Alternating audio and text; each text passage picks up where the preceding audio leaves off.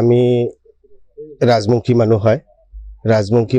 ৰাজবংশী হিচাপত আমি বেংগলী মানুহ লগত আমি উঠা বহা হৈ আছিলোঁ। তাৰপিছত আমি মাজতে গম পালোঁ যে আমি প্ৰকৃততে বেংগলী মানুহ নহয়, আমি ৰাজবংশী মানুহ হয়। তো সেইটো বিষয় লৈ আমি মাজতে অলপ আমাৰ মাজত এটা বিভ্ৰান্তিৰ সৃষ্টি হয়। বিভ্ৰান্তিৰ সৃষ্টি হোৱাত আমি আমাৰ জাতিটোৰ বিষয়ে অলপ জানিব বিচাৰোঁ। সেই জানিব বিচৰাত আমাৰ অকণমান সময় লৈছিলোঁ আমি তেখেতলোকৰ পৰা, যিটো আমাৰ আক্ৰাচুৰ, তাৰপিছত আমাৰ সন্মিলনী, কোচ ৰাজবংশী সন্মিলনী, তেখেতৰ পৰা আমি এটা সময় বিচাৰিছিলোঁ যে চিলাৰায় দিৱসলৈকে আমাক এটা সময় দিয়ক, যে আমি অলপ প্ৰশাসনিক হিচাপে আমি অসমটোৰ ভিতৰত আমি অলপ জানি বুজি লওঁ যে আমি প্ৰকৃততে বঙালী ৰাজবংশী নে কোচ ৰাজবংশী। সেই হিচাপত আমি প্ৰশাসনিক হিচাপত আমি প্ৰথমত আমি আমাৰ ধেমাজি জিলাৰ এডমিনিষ্ট্ৰেট তেখেতলোকৰ পৰা আমি জানিব বিচাৰিছোঁ।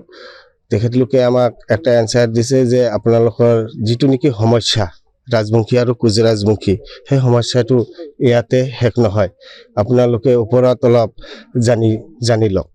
সেই হিচাপত তেখেতৰ কথা মতে আমি আমাৰ অসমৰ বিধানসভা দিছপুৰত গৈ আমি আমাৰ যিটো অধ্যক্ষ বিশ্বজিৎ দৈমাৰী ছাৰৰ লগত আমি 3 ঘণ্টামান আমি কথোপকথন কৰোঁ আমাৰ জাতিটোৰ বিষয় লৈ। তেখেতলোকে আমাক তেতিয়া ক'লে যে ৰাজবংশীটো ৰাজবংশী, তাত বেংগলী আৰু অসমীয়া বুলি নাই, তো ৰাজবংশীয়ে। তাৰপিছত আমি মুখ্যমন্ত্ৰী ছাৰৰ লগতো আমি গ'লোঁ, গৈ তাতো আমি সেইখিনি কথাকে আমি পালোঁ। তো এইখিনি আমি প্ৰশাসনিক হিচাপত আমি জানোতে আমাৰ যথেষ্ট সময় লাগিছে, মোটামুটি আমাৰ 6 মাহমান লাগি গৈছে। তো আমি যিটো আমি আক্ৰাচু আৰু আমাৰ সন্মিলনৰ পৰা আমাৰ জাতিটোৰ পৰা যিটো আমি সময় বিচাৰিছিলোঁ যে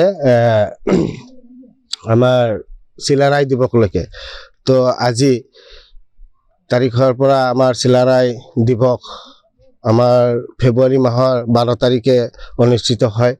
তো সেই ফেব্ৰুৱাৰী 12 তাৰিখৰ আগতে আমি যিটো সময় লৈছিলোঁ, সেই সময়ৰ আগতে আমি আমাৰ জাতিটোৰ আমি পাইছোঁ যে আমি প্ৰকৃততে আমি কোচ ৰাজবংশী হয়। সেইকাৰণে আজি আমাৰ এই চেঙাজান অঞ্চলত আমাৰ মুখিয়ালবৰ্গলৈ তথা আমাৰ যিটো ধেমাজি জিলাৰ কোচ ৰাজবংশী বিষয়ববীয়াক লৈ আমাৰ এখন আজি সভা অনুষ্ঠিত হয়। সেই সভাখনতে আমাৰ বিতংভাৱে আলোচনা হয় যে আমি প্ৰকৃততে কোচ ৰাজবংশী মানুহ হয়। আমাৰ চিমেণ্ট মুখ জিপিৰ ভিতৰত আপোনালোকে জানে দ্বিখণ্ডিত হৈ আমাৰ চেঙাজান এখন জিপি হৈছে।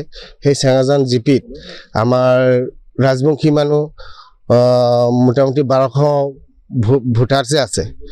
তো 1200 ভোটাৰছৰ ভিতৰত আমাৰ মোটামুটি 500 পৰিয়ালৰ ওচৰা ওচৰি আমাৰ ৰাজবংশী মানুহ আছে। তো তাৰে ভিতৰত আমি প্ৰশাসনিক হিচাপত জানিবলৈ আমাৰ লগত মোটামুটি ধৰক 20-25 পৰিয়ালমান আমাৰ লগত আছিল, যিহেতু সেইখিনি মানুহে সম্পূৰ্ণভাৱে মানি ল'ব নোৱাৰাত আমি প্ৰশাসনিক হিচাপত আমি জানিছোঁ। আজিৰ ডেটত আমি জানিব পাৰিছোঁ যে আমাৰ জাতিটো প্ৰকৃততে কোচ ৰাজবংশী জাতি হয়। সেইকাৰণে আজি এই সভাখন অনুষ্ঠিত কৰা হৈছে।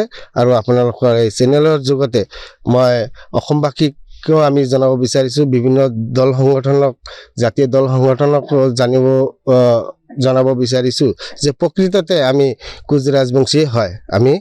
আমাৰ জাতিৰ সংগঠন আছে, আমাৰ সন্মিলনী আছে, আমাৰ আক্ৰাচু আছে, আমাৰ ধেমাজি জিলাতো আক্ৰাচু আছে। সেইভাৱে তেখেতলোকক আমি জনাব বিচাৰিছোঁ যে আমাৰ চেঙাজানতে এখন আক্ৰাচুৰ আৰু সন্মিলনীৰ এটা আঞ্চলিক গঠন কৰি দিবলৈ তেখেতলোকক আমি আপোনালোকৰ চেনেলৰ যোগতে অনুৰোধ জনাইছোঁ।